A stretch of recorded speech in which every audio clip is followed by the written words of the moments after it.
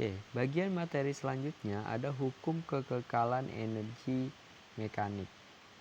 Nah, energi mekanik suatu benda yang memiliki ketinggian dan kecepatan itu selalu tetap.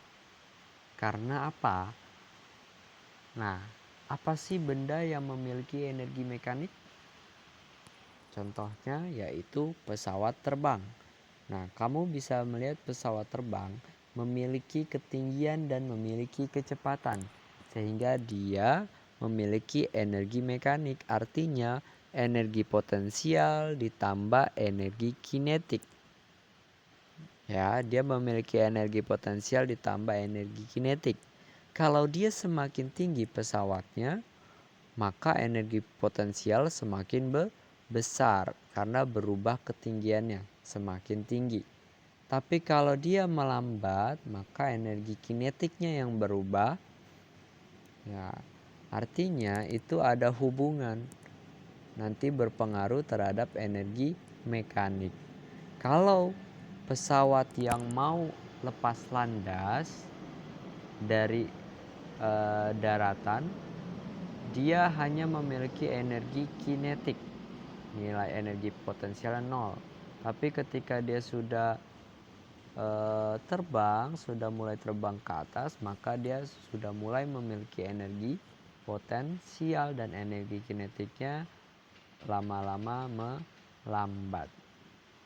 Gitu. Jadi energi mekanik akan tetap. Rumusnya, maka hubungan antara energi mekanik dengan usaha pun ada. Jadi W kan sama dengan delta EK dan sama dengan delta EP. Maka ini namanya hukum kekekalan energi mekanik. Rumusnya adalah EP1 ditambah EK1 sama dengan EP2 tambah EK2. Jadi dimanapun energi mekanik itu akan sama. Ya, gitu. Jadi hukum kekekalannya rumusnya seperti itu. Nah, contoh penerapan hukum kekekalan mekanik lainnya adalah pada benda yang sedang jatuh bebas. Nah, pada awal ketinggian bola memiliki energi mekaniknya sama dengan energi potensial, tetapi dia tidak memiliki energi kinetik. Ketika di tengah-tengah, maka energi mekanik nilainya setengah EP ditambah setengah EK. Nah, ketika di bawah, maka dia energi mekaniknya sama dengan energi kinetik. Kemudian pada bidang miring juga sama seperti itu. Ya, jadi kalau dia membentuk sudut sama mg kali cos theta. Nah, kita udah tahu ya tadi udah belajar namanya usaha. Jadi m kali g kali cos theta untuk mencari besar gayanya. Ya, gaya turunnya dia, meluncurnya dia.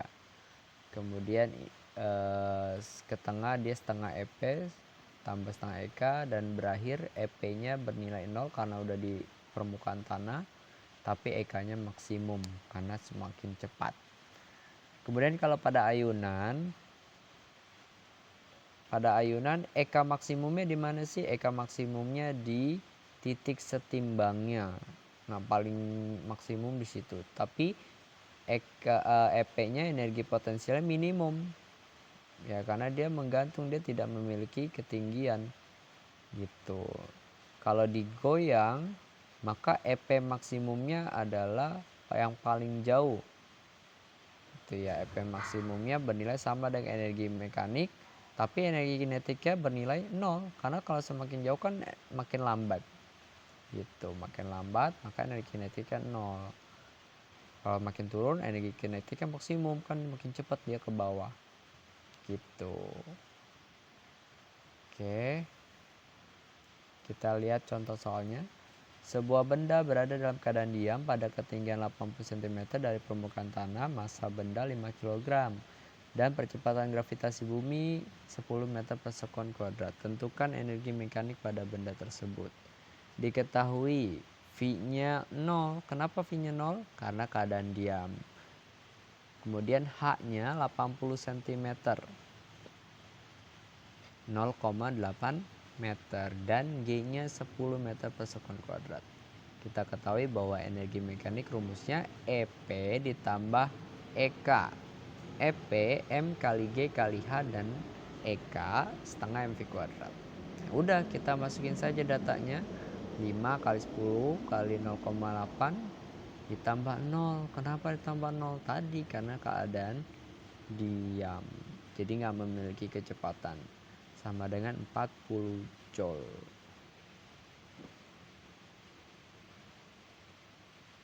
Oke, kita lanjut. Sebuah bola yang masanya 2 kg jatuh bebas dari ketinggian 30 meter. Jika gravitasinya 10 pada saat bola tersebut mencapai ketinggian 10 meter dari permukaan tanah, tentukanlah kecepatannya, energi kinetiknya, energi potensialnya. Nah, diketahui masanya kan 2 kg. Ketinggian pertamanya 30 meter, ketinggian keduanya 10 meter, dan gravitasinya 10. Kecepatan pada kedudukan yang kedua yaitu, berapa ya? Nah, kita lihat. Masih ingat pelajaran waktu gerak waktu kita semester pertama kita belajar gerak GLBB dipercepat, diperlambat. Nah, ini juga berlaku untuk gerak jatuh bebas. Ya, gerak jatuh bebas itu dicarinya atau gerak vertikal ke bawah namanya. Ini rumus mencari kecepatan yang kedua yaitu kecepatan yang kedua sama dengan kecepatan pertama ditambah 2 kali G kali perubahan ketinggiannya. Karena kecepatan pertamanya 0, kalau jatuh bebas kecepatan pertama nggak ada ya, jadi bernilai 0 ditambah 2 kali G kali perubahan ketinggiannya 10 meter. 30 dikurang 10 jadi 20 meter, maka 2 kali 10 kali 20 jadi 400, maka akar 400 adalah 20 meter per sekon. Kemudian energi kinetik. Energi kinetik setengah MV kuadrat. Nah, yang dipakai di mana kecepatannya ya? Yang tadi kita cari. Kecepatan pada ketinggian tersebut ya. Pada ketinggian 10 meter tersebut berapa sih EK-nya? Maka setengah kali 2 kali 20 pangkat 2. Jangan lupa pangkat 2 dulu, baru kali 2, baru kali setengah. Jadi 400 Joule. Energi potensialnya gimana? EP2 sama dengan mg kali ketinggian yang kedua. Tadi ketinggian yang keduanya kan sekarang jadi 10 meter. Maka 2 kali 10 kali 10 jadinya 400 Joule. Oke, soal yang berikutnya, sebuah benda jatuh dari ketinggian 6 meter dari atas tanah. Berapakah kecepatan benda tersebut pada saat mencapai ketinggian 1 meter dari tanah jika percepatan gravitasinya 10 meter per sekon kuadrat? Diketahui H1-nya 6 meter, H2-nya 1 meter, dan G-nya 10 meter per sekon kuadrat. Nah, kita tahu hukum kekekalan energi mekanik yaitu EP1 tambah EK1 sama dengan EP2 ditambah EK2. Nah, M kali G kali H1 ditambah setengah MV1 pangkat 2. M sama dengan MGH2 tambah setengah MV2 pangkat 2. Karena masanya sama, masanya tetap, jadi massa kita bisa abaikan.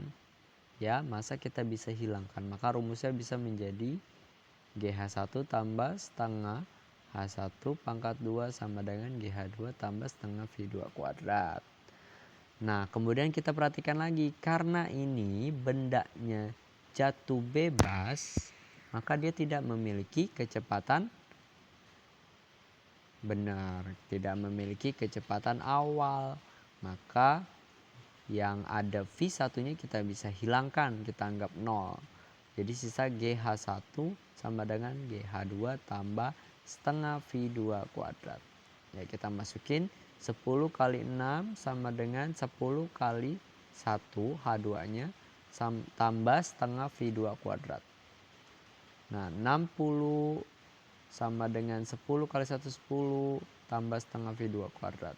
10-nya pindah, jadi 60 dikurang 10 adalah 50. 50 sama dengan setengah V2 kuadrat.